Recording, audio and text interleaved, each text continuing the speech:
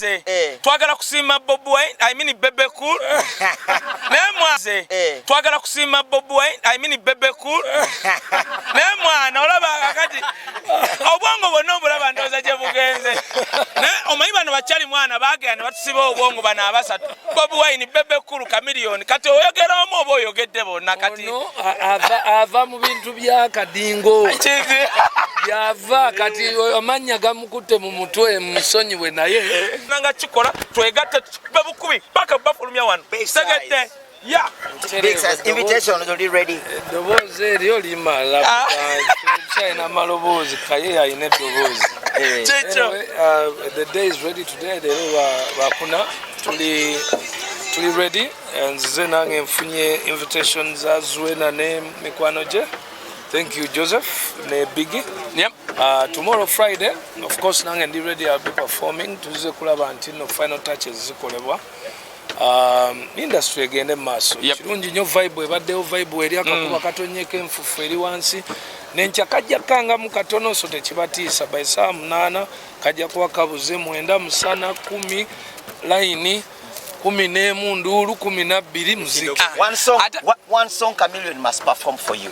One song. They asked me that song today and I still don't remember the title. One song Chameleon must perform today. Tomorrow. But not my favorite, but one that he must perform tomorrow, Nekolera Mali. Yeah. That one must be on because I mean, what are you all guys doing here? Buli muntu anonya content kwekolera mali. Yeah. So, wisdom. One song, Dr. Basimo genze. Twagala kusima Bobi Wine I mean Bebe cool. Nemwana olaba akati obwongo bwonna obulaba ndoza gye bugenze. Ne omanyi bano bakyali mwana bagenda batusiba obwongo bana abasatu Bobi Wine Bebe cool Chameleon kati oyogera omu oba oyogedde bonna kati ava mu bintu bya kadingo yava kati amanya gamukutte mu mutwe musonyiwe naye abali Masaka muzeeyi Katonda tukwegayiridde enkya tetwagala nkuba kati omulogo weddeko enkuba naweneetonye stage no stage faawo tetugenda kujjana masimu zijja na girlfriend wange na vesti na kunyumiro oba eneetonya oba teetonya tugenda kubeera wano kitegera gwe for the good of the art industry tuzonwa one love temuli mu politics temuli muki era nsemba abantu bannanga abatandise okujevuna abasajja nga bano abatusookawo musicale mweddeko mugende mpola bajja kuwa oluyimba kokodiosis oluddemu lukuleme era tukwogerako kirwo lwakulemye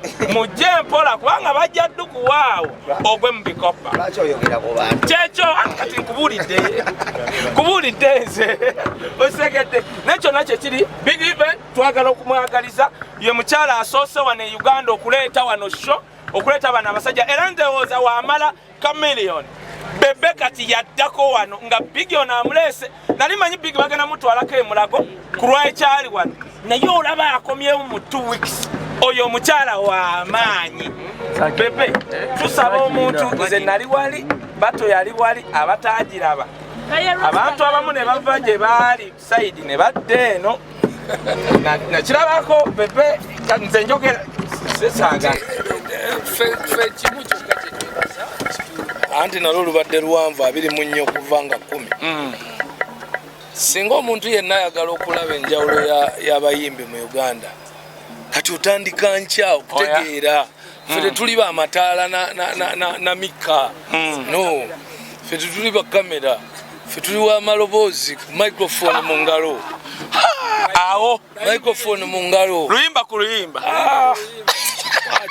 bituuse nnyo kubeera naye nsuubira yalibadde afaayo so bino bintu kati tukuze ffe it's about every Ugandan artist Eddie Kenzo yalina ebizibu I was there Spice yalina ebizibu yadde temwamanya but I was there so ne Chameleon waba alina issues I'll be there n'omulala bw'aba muto bw'anaaba n'ebizibu I'll be there as long as I can I'm there. Osotubulira ku mbeera ya Jose Chameleon okuva ku 10 kwataddanga mu kulabikako embeera gy'alimu ali atya yayisibwa atya up to now. Chameleon alimu actually nange mwennyini kati ndi mu mudu era ba Chameleon Banda bali mu mood nungi. Yesterday I was a final rehearsals, a full day, a full show. So nsubira kyenalabye njagala kiraba kati wano in Chuck Friday. So taliko buzibu bwonna. He's happy, ali relaxed, bantu barespondize bulungi. Tewali kwegamba kiralikiriza. N'enkuba twagitegedde by Sam 8 jabe eweddeyo. So tewali kitumenya kati. Obuuza ki musajja? Kyembadde mbuuzaamu. Yogera mangu. Kyembadde mbuuzaamu. Omukulu yagamba nti Chameleon agenda ayimbira mu ggulu twakitegeera bulungi. Era kisaana bantu balina magezi mangi kumbulula ekyo okutegeera Bebe kulu kyabagamba gogeno bwebejjudde tobeera mu ggulu. Okay, kyekyo kitegeeza Rasta mwe mudduka nnyo olwezi mu bintu ebiri negative. Ate era kyekiremesezza abavubuka abato okugaggawala n'okufuna essente. Wakubanga obulamu mu butambuliza ku negative eryanda lino erigenda mu tochi lina side bbiri, positive ne negative. Tambulizaako ku positive. Rasta oyogedde ku nsonga ya Bobi Wine. Tabadde appreciative ekimala okubeera nti ogamba nti ebintu bye yabiteeka nnyo by'obufuzi ng'ate omuntu osigazaamu n'omukwano. Kuba yali mukwano gwe olaba ne mu by'obufuzi Chameleon yasituka n'agenda ewaka waani. Teyagendayo? Babuuza bannamawulire teyagendayo?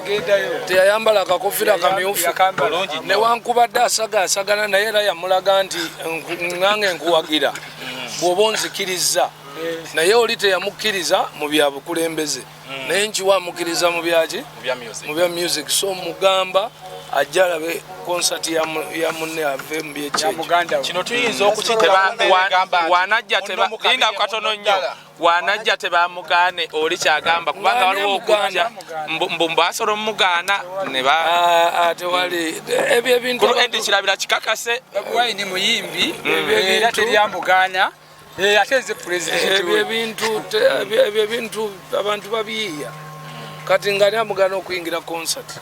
Concert is support. Yes. So it is okay. Okujjako eyange gye simuyitako nze. Tomukiriza kujja ku eyange simukkiriza kujja. Okyalina obutakolagana naye. Nze mmaze kwekyo. Yes, samanya eddoboozi bamutemu SMX representing straight out SMX Media. Nga otera okukikolamu abasubscribing edda ku SMX Media ne tusirika YouTube channel mumanye engeri gye tukikolamu. Olunaku lubeera lwanca naye ffe tusooka ne tuyitirawo olunaku olwaliro ne tulaba ki exactly ekigenda mu maaso. Ssaawa zino tuli wano ne Lugogo Cricket Over ennaku z'omwezi ziri 23. Olunaku olw'enkya olw'24 Cricket Over egenda okubeera nga ewuuma. Legendary artist gwe tulina ekoomuwaati mu ggwanga erya Uganda Dr. Jose Chameleon atagejja atakogga agenda beera nga showcasinga ki exactly kyabadde nga afumba okumala ebbanga lyonna lyayimbidde mweno music industry. Mulundi ogwasembayo amawulire gajja nga si malungi nnyo oluvannyuma lwa Dr. Jose Chameleon stage baali ba organizinze yali erabika obulungi ngenda beera nga ndikuteerako ku screen ogirabe nga we yali efaanana okubeera nti nera enkuba yatonnya awo malya g'ekyemisana stage n'egenda egwanga erimu kibuyaga mungi nnyo nekireetera okubeera nga show ye bagipostponinga paka ng'ennaku z'omwezi 24 olunaku olw'enkya. Simanyi ogenda beera nga olaba vidiyo naye lwe lunaku olw'enkya naye okusinziira ku kyenalindaba kameramani otunzaako side wali okusinziira ku bifaananyi bye twalaba kyayika stage baali bagitadde side wali olunaku olwaleero ng'ennaku z'omwezi 23 olunaku olwaleero ng'enkya lwagenda okubeera nga performinga stage bagizizza side one eno. Okusinziira ku bantu abamu benjogedde nabo bataddemu kye bayita science oba calculations nti neera embuyaga last time fuba okumanya muni yavuddewa okusinzira mbu ya blowing stage kuguno omunundi basobodde ogiteeka mu maaso g'ekizimbe olwedde mabega background waliyo ekizimbe so kiba kizibu mbuyaga kuva mabega eri kufuuwa stage ate n'embuyaga okuva eno ng'egifuuwe gitwala side eri kibeera kizibu kati awo embuyaga babeera bagirekedde direction eno just in case eriwo gyakufuuwa ebeera esigazza space eno stage ebeera egenda beera farm n'ekitulese olunaku olwaleero kwe kuyongera okonfaminga abantu munire okujjako nga luli naye olunaku olw'enkya kagwake kayitonye show eno egenda kubeera nga ebeerawo. Yes, tukyeyongera okubeera nga tubalaga ekiri Lugogo Cricket Oval so that olunaku olw'enkya ogenda okujja ng'otegedde bulungi nnyo exactly ekiriwo. VIP tent bali mu kubeera nga baziteekayo ba service providers ab'enjawulo nga buli mu kubeera ng'olaba kameramani wange weyeetooloozaamu bali mu kubeera nga bawanikayo tenti zaabwe basobole okulaba nga buli kimu olunaku olw'enkya kigenda okumaliriza nga buli kimu kiri mulaala. Omutegesi w'ekivulu kino eno big events tutegezezzaako mu ne abakoze ne backup stage nti eno stage yonna tenina kyegenda kubeera ng'ebeerako wabula neweebeera ena kyebaddeko stage ey'okubiri bajja giteekawo okulaba nga bakola backup. So olunaku olw'enkya Dr. Chameleon nga yeetegekera okubeera nga unveilinga ki kyabadde nga afumba okumala ebbanga eddene twesunze bwesunzi kulaba exactly ki ekigenda okubeerawo. Nze wende okuyongera okubeera nga mbalaga exactly ekigenda mu maaso olunaku olwaleero n'olunaku olw'enkya tugenda beera butoola kyolina okukola kwe kusubscribing ano ku SMX Media ebisigadde obitulekere. Ngenda beera nga nkulambuzaawo ekifo right now nga wekiri naye nga sinabeera nga nkikulambuza nkutegeeza bannaffe be tutambula nabo abasumulula Herbal Products bakutegeeza nti gwe wenna ali eyo ng'olina ekizibu kyonna kyonna abasajja balina ke bayita horsepower bagenda beera nga bakakuwa kasobole okubeera nga kakusumulula emibiri. Abakyala bannabukalu balina ke bayita ladies flash naawe osobole okugendako ku River Nile osobole okubeera nga weetigira. Balina katight balina sutena product nyingi nnyo ze balina abasumulula bakubereko ku enamba y'essimu ebisigadde obibalekere kambalekereko.